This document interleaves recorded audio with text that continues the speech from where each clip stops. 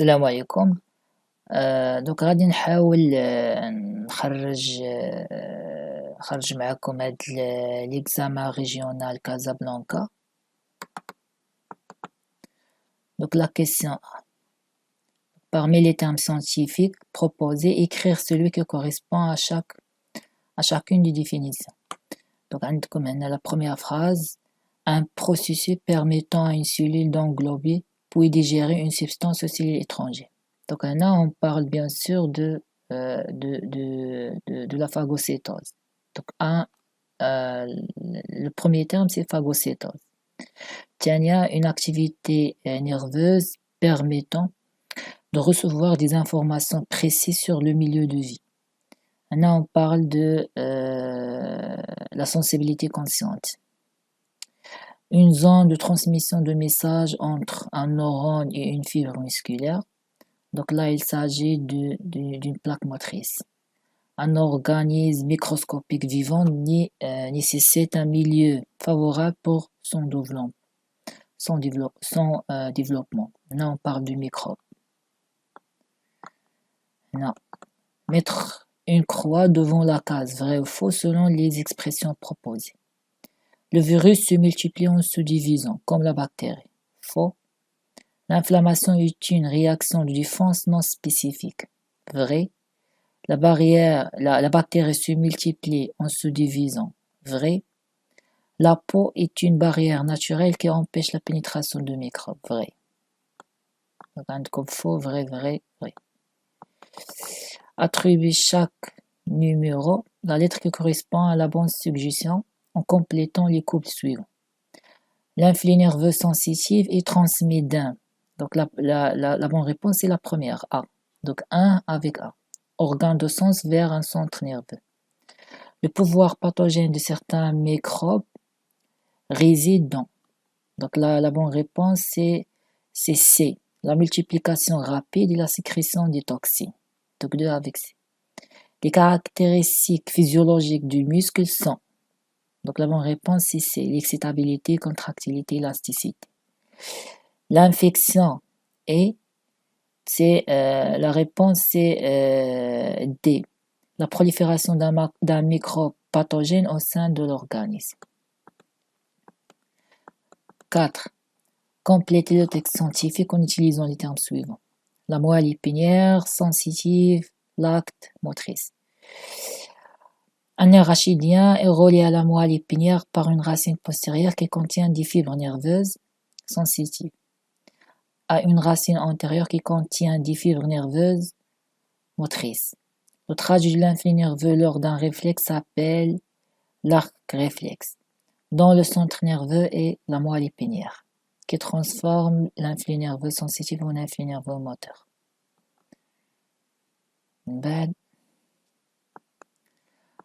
Au départ d'une course, l'athlète s'élance dès qu'il s'entend le bang du pistolet, signal de départ. Il doit aussi suivre le parcours de la course avec ses yeux.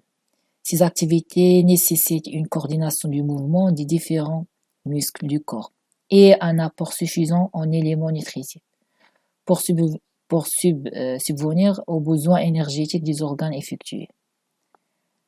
Partie A. Déterminer les organes de sens ou les organes effecteurs ainsi que la nature des activités, sensibilité consciente, motricité volontaire et involontaire, intervenant dans l'acte sportif effectué par cet athlète. Pour répondre, complétez convenablement le tableau ci-dessous. Activité. Audition du signal de départ. Donc l'organe qui intervient c'est l'oreille. La nature de l'activité, c'est la sensibilité consciente. Visualisation du parcours de la course. L'organe, c'est l'œil ou bien les yeux. La nature, c'est aussi sensibilité consciente. Acte sportif ou bien la course. Donc l'organe, c'est le muscle. Nature, c'est motricité volontaire. Afin de déterminer les centres nerveux qui interviennent pendant ces types d'activités, des études scientifiques ont permis de mesurer par des techniques spécialisées le débit du sang au niveau des aires de l'hémisphère gauche du cerveau chez cet athlète. Le document 2 montre les résultats obtenus. Donc 2. À partir du document 2 et en se basant sur vos connaissances, déterminez en le justifiant les aires actives de cerveau chez cet athlète, puis indiquer le rôle de chaque aire. Le numéro des aires actives, donc les aires actives, c'est R2, R6 et R5.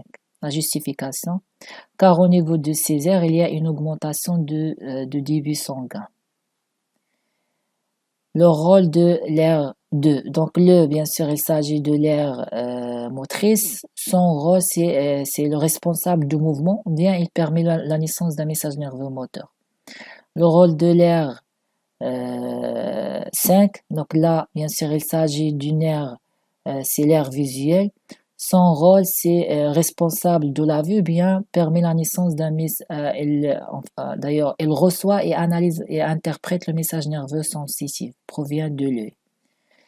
Le rôle de l'aire 6, donc là, bien sûr, il s'agit de l'aire auditive, c'est responsable de l'ouïe, ou bien on peut dire que elle reçoit et analyse et interprète le message nerveux sensitif, provient de l'oreille.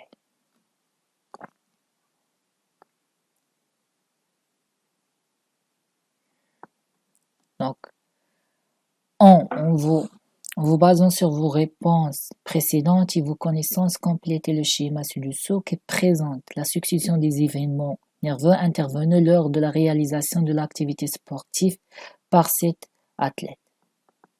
Stimulus dans ce cas, donc vous avez le son, donc un pompe de pistolet. L'organe de sens, bien sûr, c'est l'oreille. Le nerf, c'est le nerf auditif ou bien nerf sensitif. L'air dans ce cas, c'est l'air auditif. Maintenant, la lumière. L'organe de sens, c'est l'œil. Le nerf, c'est nerf optique ou bien nerf sensitif. L'air, c'est l'air visuel. Bien sûr, la formation d'un message nerveux sensitif qui va ensuite, il y a une liaison entre les aires sensitives et l'aire motrice. Donc maintenant, on va voir l'intervention de l'aire motrice. On a le nerf, c'est le nerf moteur. On a l'organe effecteur, c'est le muscle.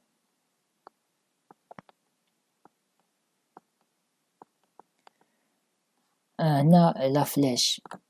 La flèche, qu'est-ce qu'elle représente? Donc la flèche représente le trajet de l'influx nerveux. On peut dire le trajet de l'influx nerveux sensitif et moteur. Dans le but de diluer la consommation de nutriments énergétiques par les muscles. Au cours des activités physiques réalisées par cet athlète, des études ont permis de mesurer la quantité de glucose prélevée par les muscles des jambes en fonction de la durée de l'exercice dans le cas d'un exercice léger et un exercice intense. Le tableau ci-dessous présente les résultats obtenus. Donc là, dans ce tableau, vous avez deux variables. La durée de l'exercice et la quantité de glucose. Bien sûr, on va mettre la quantité de glucose ici dans cet axe. Par contre, la durée, c'est ici. On a comme l'échelle. هنا غادي نطلع بواحد جوج ثلاثة jusqu'à 4. هنا عندي 5 عندك 5 10 15 20 20 30 40 50. وغادي نرسم لا كورب. غير لهنايا بالنسبة لا كورب خصني نبدا من صفر. دونك غتكون هنا عندي 0 0 0,5, 0,6, 0,7, 0,8 et ça 0,8 46. الآخر غتكون عندي 0 ولكن بالنسبة ل 10 دونك غنبدا من هنا غادي يكون سي environ 3 غيبدا يكون هنا 3,4 الآخر فوق منو 3,6 الآخر 3,8 et à la fin 8 à la fin 4.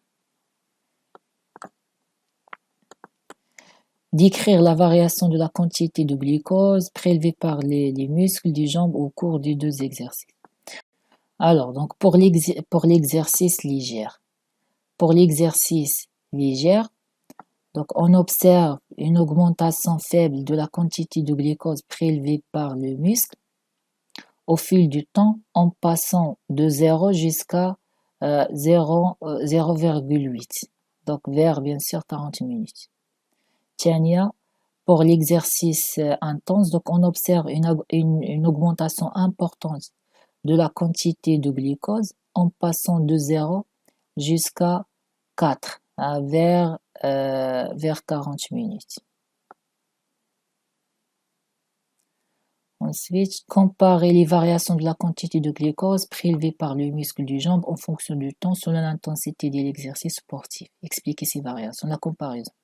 Donc, on observe que la quantité de glucose prélevée par le muscle lors d'un exercice intense est supérieure ou bien est plus grande que celle prélevée par le muscle lors d'un exercice lors d'un exercice léger.